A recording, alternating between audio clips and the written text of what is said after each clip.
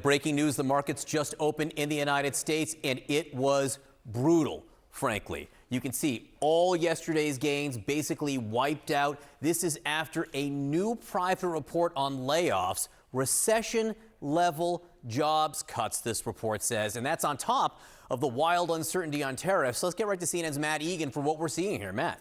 Yeah, John, look, I think investors are reacting to another flashing yellow light when it comes to this economy, and really the first concrete evidence that we're getting of the impact of all of those Doge-led layoffs. So we're talking about a new report from outplacement firm Challenger, Gray and Christmas, and it found that 172,000 layoffs were announced in February. That is twice as much as what we saw last February. It's the most for any month since July of 2020, which of course was during COVID. It's also, John, the most for any February since the Great Recession back in 2009. When we look at the trend here, you can see that these layoff announcements late last year were hovering around 50,000, 60,000, but there's been this notable spike up to 172,000 in February. Challenger, they've been tracking this monthly figure for 32 years. And there's only been 11 months over that span that had a higher number than this one. And John, all of them were during recessions. Now, I'm not saying that's where we're going right now, but I think it does give some context here. And I think this is telling too, right? Yep. Layoffs by industry. Two things stand out here. Retail, a big spike so far this year in layoff announcements. And we know, John, consumer spending, consumer confidence have taken a hit recently, but the big increase here is government. Look at this, just 151 layoffs were announced at this point last year. Now it's more than 62,000. Challenger said that the number one reason cited for layoffs in February were actions taken by Doge. And listen, we know that they're trying to cut costs, right? They're trying to make the government more efficient. They're trying to get at the federal deficit, but there's a real economic impact. And John, look, there's real people involved too, right? These are moms, dads, millennials with student debt, and their lives have been turned upside down just over the last few weeks by all these layoffs. You know, it is interesting when we saw that chart before. Yes, a huge chunk of this government layoffs, but not all. I mean, retail too. It's across all sectors. It probably would be one of the worst months we've seen in a long time, even without the government cuts. And then these swings we're seeing in the markets right now, just day after day, huge losses after big gains yesterday, after huge losses the day before. Yeah, listen, investors are just living and dying on, first of all, the trade headlines, all the volatility, all the uncertainty. Tariffs are on, they're off, they're dialed back, there's exceptions, and now they're reacting, I think, to some of these concerns about the economy itself. This makes everyone uneasy, no question about that. Matt Egan, thank you very much. With us now, Bakari Sellers, trained political commentator, and Matt Mowers. He is a former Trump administration official and president of Valcor Global Public Strategy. And friends, I want to put up stock futures because the markets did not like this report, reacted very sharply. We can see, I think, hopefully soon. There we go. Wild swings downward. The Dow, the NASDAQ, the S&P, all down more than 1%. They were up a little bit yesterday on the whole tariff back and forth, but for the week, Bakari, they are way down. And I just want your view on what the economic environment is and the political implications that might have. I mean, I think that the word of the day has to be uncertainty, John. I mean, the economic future of this country is deemed to be uncertain. When you look at these numbers, there's no economic indicator that shows that we are actually in the midst of a healthy or growing economy.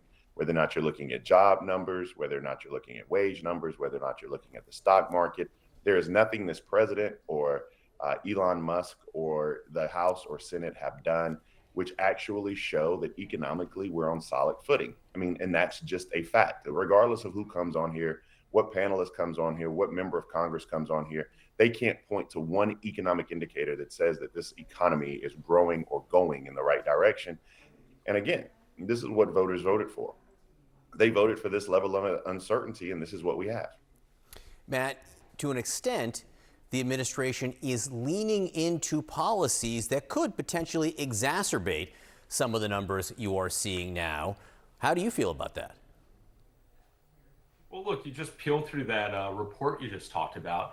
I think when you actually break it down and you tell the American people that nearly 40% of the jobs came from government jobs, taxpayer-funded jobs, that are now being eliminated, most Americans, I understand in Washington, D.C. and some places that are going to be more impacted, that it's going to be a slightly different political calculation, but most Americans across the country are going to say it's about time. I mean, look, you've had an ever growth in the expansion of the federal government. They say it's been the most since 2008. What happened in 2008? Barack Obama gets elected president, oversees one of the largest expansions of the federal government in recent American history. It actually kind of stayed flat under Donald Trump. Plus, we then had COVID. You saw an additional expansion under Joe Biden. So, of course, you're going to see a reduction right now when they're actually finally saying we're going to cut the size of government. And look, there's been a unholy alliance between big government and big corporations for a long time. Sometimes corporations are trying to follow where the government's going. They're trying to read the trend. And so that's part of the reason why you're probably going to see a little bit of an outcry even from corporate America, because they're dependent on big government often. And that's the system that Donald Trump was elected to change. I mean, you look at the polling that Harry had talked about, the American people are with him on this. As long as the president's out there explaining it, they're going to give him a long leash to do exactly what they elect him to do, which is to turn upside down the system. Another headline that just came through, and this has to do with, you have been outspoken in criticizing the DOGE moves, and we're seeing evidence of the impact of it in a new way this morning. New data analysis just came out that says U.S. employers cut more jobs last month than any February since 2009, the largest share of job cut announcements coming in the government sector. Your reaction? What a sad tally that is for the United States economy. And this is allegedly a president who wants to grow jobs. What we saw in the last administration under Joe Biden was month after month after month of job growth. My constituents are calling me. My constituents are calling to say they've lost their jobs.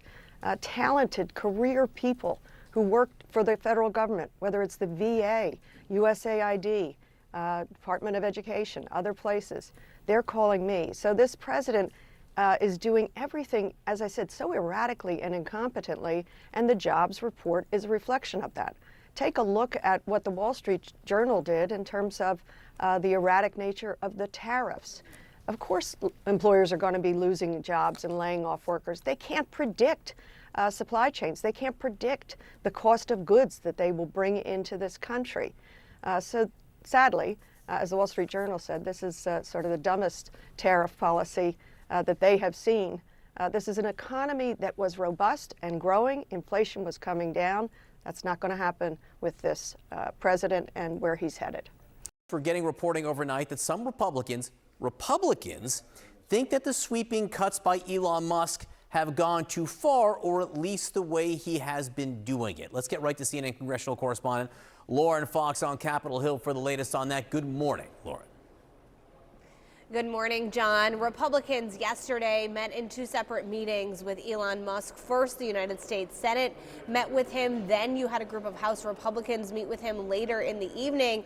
And a key takeaway from that earlier meeting in the Senate was that lawmakers are trying to reassert their power of the purse, suggesting to Elon Musk in this meeting that as part of his strategy to make these across-the-board cuts, he should send that up to Capitol Hill in the form of a kind of package where lawmakers could vote by a simple majority to repeal some of the spending that Congress had already authorized in past spending bills. And I think that this is really a sign of some of that tension that you are seeing behind the scenes, where Republicans really do want to have more control over what is happening. Here's what a couple of Republicans said following that lunch.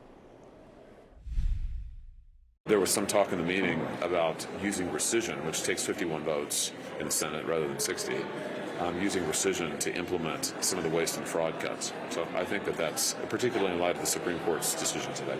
If the White House put together a rescission package encapsulating the really egregious stuff DOGE has found and brought it to the floor of the Senate, I think it would pass, and that would make it law. Now, the challenge for Republicans is that they then have to decide whether they are going to vote to cut certain programs. And just to flash back to 2018, this was part of a $15 billion package that was sent up to the Hill by the Trump administration to make some cuts. That's obviously much smaller than the kind of discussion that they are having now when it comes to DOGE cuts.